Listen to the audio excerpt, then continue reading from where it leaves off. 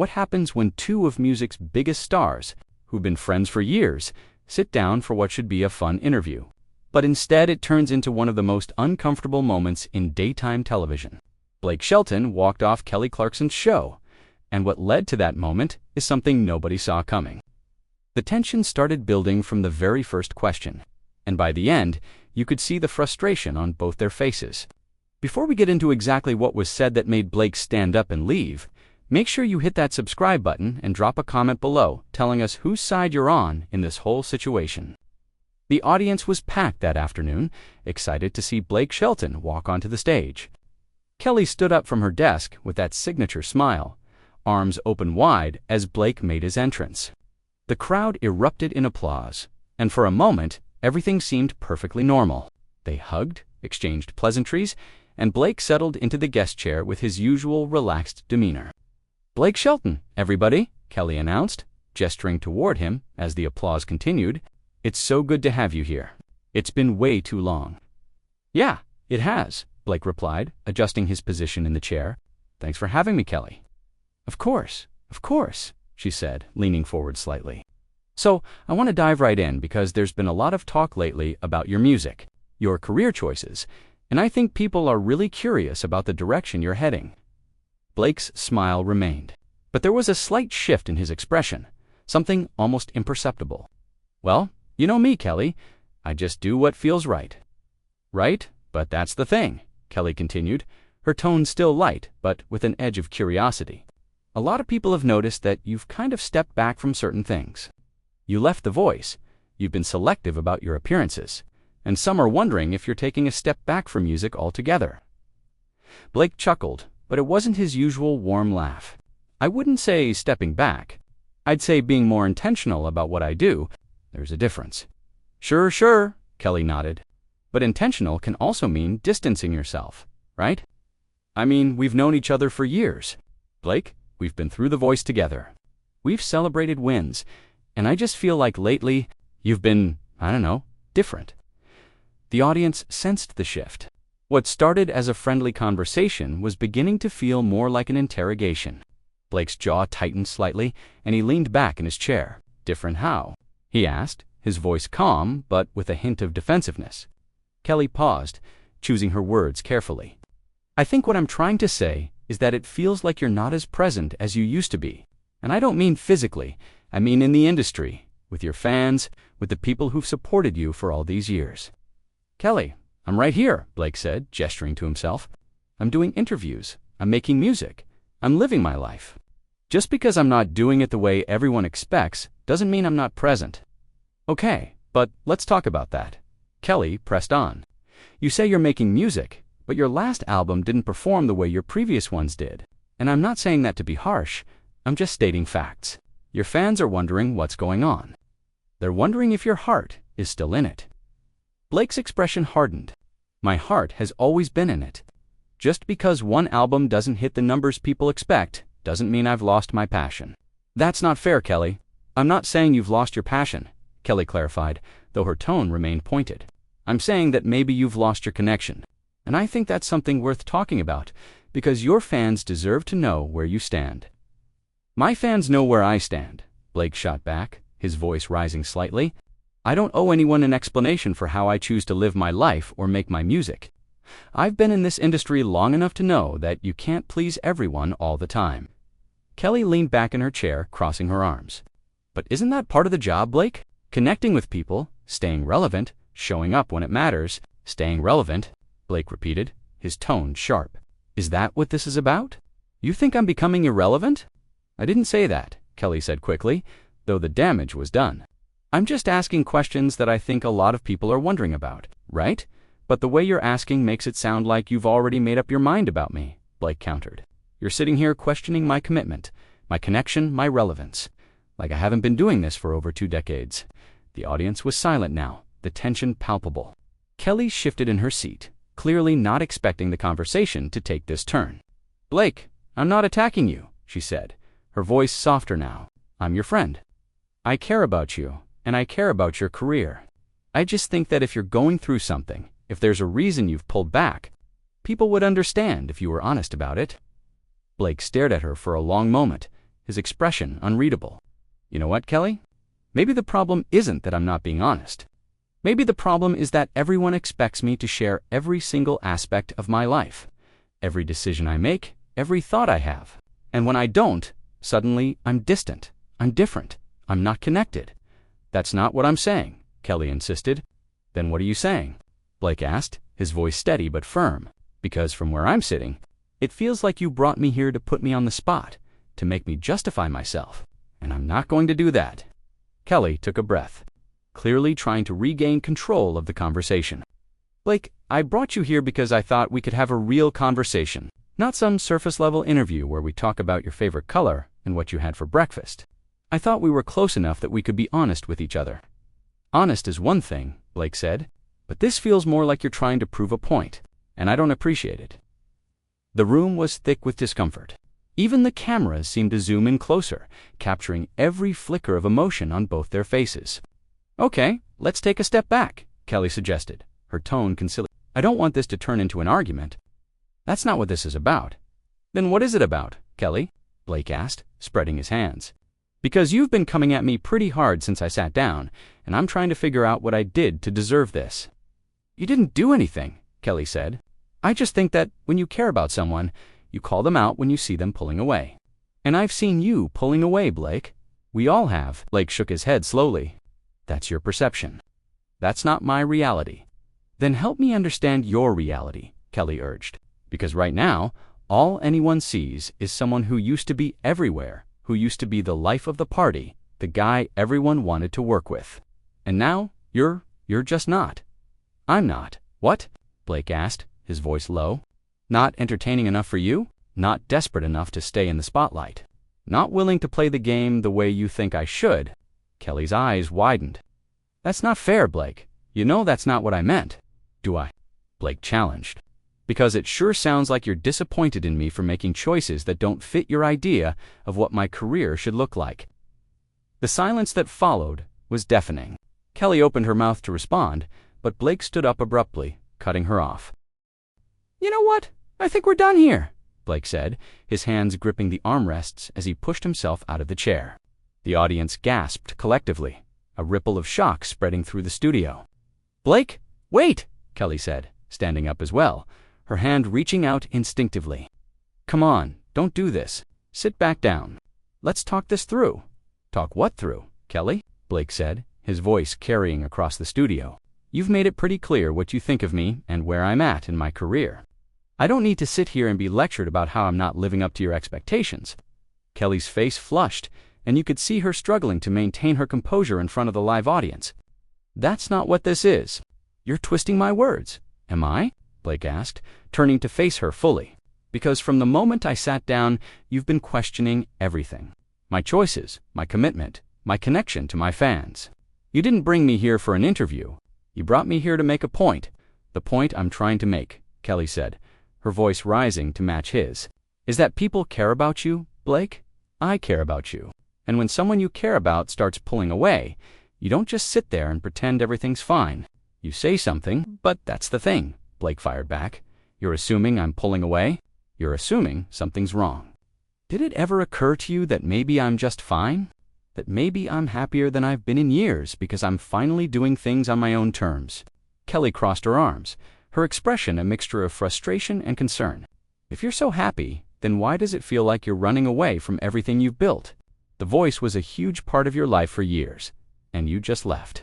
Your touring schedule has been practically non-existent. Your social media presence has dropped off. Those aren't assumptions, Blake. Those are facts. Facts without context, Blake said. You're looking at the surface and deciding you know what's going on underneath, and you don't. Then give me the context, Kelly pleaded, her voice softening slightly. Help me understand. Because right now, all I see is my friend making decisions that don't make sense. And when I try to talk to him about it, he gets defensive and shuts down. Blake ran a hand through his hair, his frustration evident. I'm not shutting down Kelly. I'm refusing to justify my life to you or anyone else. There's a difference. But why? Kelly asked, taking a step closer. Why is it so hard for you to just have an honest conversation? We've known each other for years. We've been through so much together. Why can't you just talk to me? Because this isn't a conversation. Blake said, his voice dropping but still firm. A conversation goes both ways. This is you deciding what my life should look like and then being upset when it doesn't match your picture. The audience was completely still now, every eye glued to the exchange. Some people looked uncomfortable, others looked riveted, but everyone was watching. "That's not true," Kelly said, shaking her head. "I don't have a picture of what your life should be. I just want to make sure you're okay. Is that so wrong?" "It's not wrong to care," Blake said, "but it is wrong to disguise concern as criticism. And that's what this has felt like from the start." Kelly's jaw tightened. "If you think I'm criticizing you, then maybe you need to look at why that is. Maybe there's something in what I'm saying that's hitting a nerve because deep down, you know I'm right." Blake's eyes narrowed. "There it is. That's what this is really about. You think you know better than me about my own life." "I think I know when my friend is struggling," Kelly countered. "And I think you're too proud to admit it." "Struggling," Blake repeated, his voice incredulous. "You think I'm struggling?" "Kelly, I'm living my life the way I want to live it. I'm making music I want to make. I'm spending time with people I want to spend time with. Just because that doesn't look the way it used to doesn't mean I'm struggling." "But it's not just about what it looks like," Kelly pressed. "It's about what it feels like. And I'm telling you, from the outside looking in, it feels like you're isolating yourself." Blake laughed, but there was no humor in it. "Isolating myself. I'm literally standing on a talk show in front of hundreds of people right now. How is that isolation?" "You know what I mean," Kelly said, her voice rising in exasperation. "You're physically here, but you're not really here. You're guarded, you're defensive, you won't let anyone in. Maybe I'm guarded because every time I try to have a normal conversation, it turns into an interrogation. Did you ever think of that?" Kelly's expression shifted, a flash of hurt crossing her face. "Is that really what you think this is? An interrogation?" "What else would you call it?" Blake said. "You've been grilling me since I sat down. Every answer I give, you push back. Every explanation I offer, you dismiss. So yeah, Kelly, it feels like an interrogation." "I'm pushing back because your answers don't add up," Kelly said, her voice firm again. "You say you're happy, but you're angry. You say you're fine, but you're defensive. You say you're living your life on your own terms, but it looks like you're running from something." "Maybe I'm defensive because you're attacking me," Blake said, his voice loud enough now that it echoed slightly in the studio. "Did that occur to you?" "I'm not attacking you," Kelly insisted, though her voice was strained. "I'm trying to have a real conversation with you, and you're making it impossible." "No, Kelly," Blake said, pointing at her. "You're making it impossible, because you've already decided what the truth is, and nothing I say is going to change your mind. So what's the point?" Kelly stared at him, and for a moment, neither of them spoke. The weight of the moment hung heavy in the air, and you could hear a pin drop in that studio. "The point," Kelly finally said, her voice quiet but intense, "is that I care about you. And I'm worried about you. And I thought that meant something." Blake's shoulders sagged slightly, and for a brief second, his expression softened. But then he shook his head. "It does mean something, Kelly, but caring about someone doesn't give you the right to tear them down under the guise of helping them." "I'm not tearing you down," Kelly said, her voice breaking slightly. "I'm trying to reach you." "Well, you're going about it the wrong way," Blake said flatly. He looked at her for another long moment, then glanced toward the exit. "I think I should go." "Blake, please," Kelly said, her voice almost pleading now. "Don't walk out. We can fix this. We can talk this through." Blake turned back to her, his expression weary. "I don't think we can, Kelly. Not right now. Not like this." "What does that mean?" Kelly asked, her voice rising in desperation. "Are you saying we're not friends anymore?" "I'm saying," Blake replied slowly, "that I need some space. And I need you to respect that." Kelly's eyes glistened, and she looked genuinely shaken. "Blake, come on. This is ridiculous. You're really going to walk off my show because we had a disagreement." "It's not just a disagreement," Blake said. "It's the fact that you ambushed me on national television and expected me to just sit here and take it. I won't do that, Kelly. I respect myself too much." "Ambushed you?" Kelly's voice cracked with emotion. "I invited you here as a friend. I thought we could have an honest conversation." "An honest conversation isn't the same as a public confrontation," Blake said quietly. Kelly stood there, her hands now at her sides, and you could see the conflict playing out across her face. Part of her wanted to keep fighting, to keep pushing, but another part seemed to realize she might have gone too far. The audience remained frozen, watching this private moment unfold in the most public way possible. "Blake," Kelly said, her voice barely above a whisper now, "I never meant for it to feel like a confrontation. I genuinely thought we could talk about this openly. That's what friends do." "Friends also know when to back off," Blake said, his tone less angry now but still firm. "They know when they're crossing a line. And Kelly, you crossed it about 10 minutes ago." "Then tell me where the line is," Kelly said, spreading her hands in a gesture of helplessness. "Because apparently, I don't know anymore. Apparently wanting to understand what's going on with you is crossing a line." Blake sighed deeply, and for the first time since he stood up, he looked genuinely tired. "The line is when you stop asking questions and start making accusations. The line is when you decide you know what's best for someone else's life. The line is when you use a platform like this to corner someone, instead of just picking up the phone." That last comment seemed to hit Kelly hard. Her expression shifted, and she nodded slowly. "You're right. I should have called you. I should have talked to you privately about all of this, instead of bringing it up here." "Yeah, you should have," Blake agreed. "But you didn't. And now, here we are, having this incredibly uncomfortable conversation in front of all these people. And I can't do it anymore, Kelly. So what are you saying?" Kelly asked, and there was genuine fear in her voice now. "Are you saying our friendship is over?" Blake looked at her, really looked at her, and some of the hardness in his expression melted away. "I'm not saying that. I'm saying I need time. I need you to understand that I'm allowed to live my life without constantly explaining myself. And I need you to trust that I know what I'm doing." "But how can I trust that when you won't talk to me?" Kelly asked, her voice cracking again. "How can I know you're okay if you won't let me in?" "You can trust it because I'm telling you," Blake said simply. "I'm standing here, looking you in the eye, and telling you that I'm okay. I'm more than okay. And if you can't accept that, if you need me to perform some version of happiness that makes sense to you, then maybe that's your issue, not mine." Kelly flinched at that, and for a moment she looked like she might cry, but she held it together, taking a deep breath and nodding. Okay, I hear you. But Blake, you have to understand where I'm coming from. You were such a huge part of The Voice, such a huge part of that whole world, and then you just left. You didn't really explain why, you just left. And people wondered. I wondered. I don't owe anyone an explanation for that decision, Blake said, but his voice was softer now. It was time. I did it for as long as I wanted to do it, and then it was time to move on. That's it. There's no big dramatic story behind it. But that's just it, Kelly said, taking a tentative step closer. There doesn't have to be a big dramatic story. I'm not looking for drama. I'm looking for understanding. I'm looking for my friend to tell me what's going on in his life. And I'm telling you, Blake said, that what's going on is I'm choosing to live more quietly. I'm choosing to focus on things that matter to me instead of things that look good from the outside.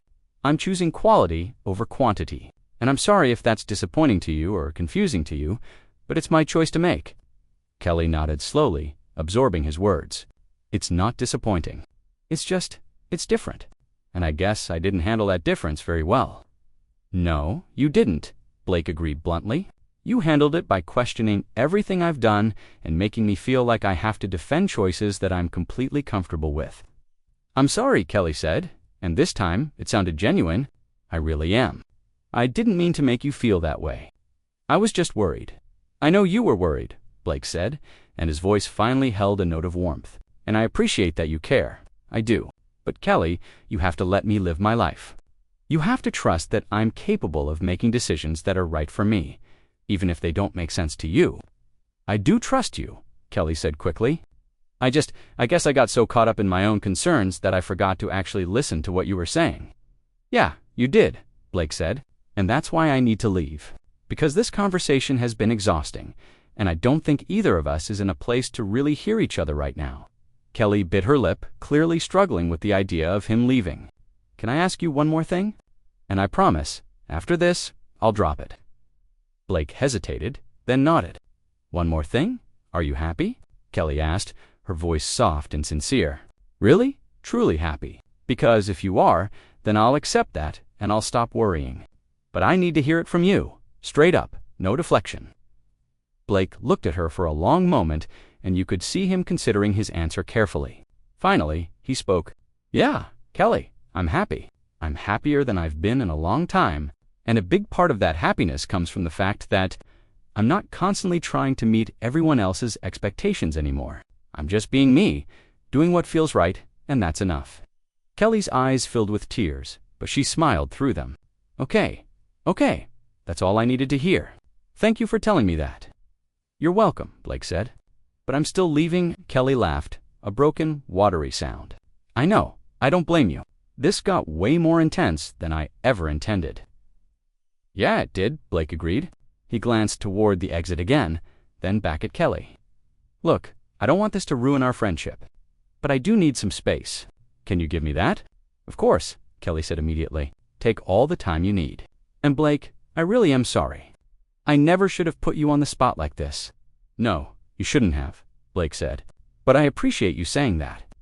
He took a breath, then looked out at the audience, who had been silent witnesses to the entire exchange. "Sorry, you all had to see that. Probably not the fun interview you were expecting." A few nervous laughs rippled through the crowd, but mostly people just looked stunned. Blake turned back to Kelly one more time. "I'll call you when I'm ready to talk." "Okay." Kelly nodded, wiping at her eyes. "Okay, I'll be here." Blake gave her a small nod, then turned and walked toward the exit. Every step he took felt weighted, final. Kelly stood there watching him go, her arms wrapped around herself, and you could see the regret written all over her face. The cameras followed Blake as he pushed through the side door and disappeared from view. Kelly turned back to face the audience, and for a moment, she looked completely lost. Then she took a shaky breath and tried to compose herself. "Well, that was not how I expected this interview to go." The audience didn't know how to respond. Some people started to clap hesitantly, but it quickly died out because it felt wrong to applaud what had just happened. Kelly sat back down at her desk, running her hands over her face. "I think we're going to take a quick break. When we come back, we'll have our next guest." The studio lights dimmed slightly, signaling the commercial break, but the tension in the room didn't dissipate. People in the audience started whispering to each other, processing what they'd just witnessed. Production assistants rushed around, and you could see Kelly sitting at her desk, staring at nothing, clearly replaying the entire conversation in her head. What started as an attempt at an honest conversation between friends became a public unraveling of their relationship. And the worst part was that neither of them had meant for it to go that way. Kelly's concern had come across as judgment, and Blake's need for privacy had come across as defensiveness. And somewhere in the middle, they'd lost the ability to really hear each other. The interview that was supposed to be a friendly catch-up between two industry veterans had instead exposed the raw reality that even the closest friendships can fracture under the weight of unspoken expectations and misunderstood intentions. Blake walked off that stage not because he didn't care about Kelly, but because sometimes caring about yourself and your own peace has to come first. And Kelly was left sitting there realizing that sometimes trying to help someone can actually push them further away. So what do you think? Was Kelly out of line for pushing Blake so hard? Or was she justified in her concern? Did Blake overreact by walking off? Or did he do the right thing by setting boundaries? Drop your thoughts in the comments below, and make sure you hit that subscribe button, because we've got plenty more stories like this coming your way.